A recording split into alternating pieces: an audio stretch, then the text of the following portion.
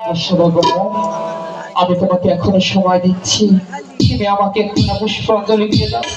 আমি তোমার সাথে ঝগড়া করতে আসি না, এসেছি বন্ধুত্ব করার জন্য। তুমি আমার সাথে বন্ধুত্বের সম্পর্ক রেখে দাও চন্দ্রশোনা।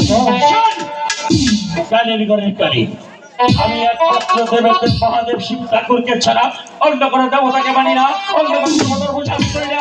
তাই তুমি যখন বলেছিলে তুমি আমার বলছো আমি তোমাকে বিশ্বাস করি, আমি ওর বিশ্বাস করি, লক্ষ লক্ষ টাকা খরচ করি আমি তোমার জন্য পুষ্পাঞ্জলি এনেছিলাম।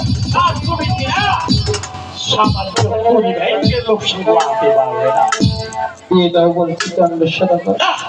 এই শাশ্বতকার একবার যে কথা বলি দ্বিতীয়বার আর সে কথা কখনো স্বীকার করে না।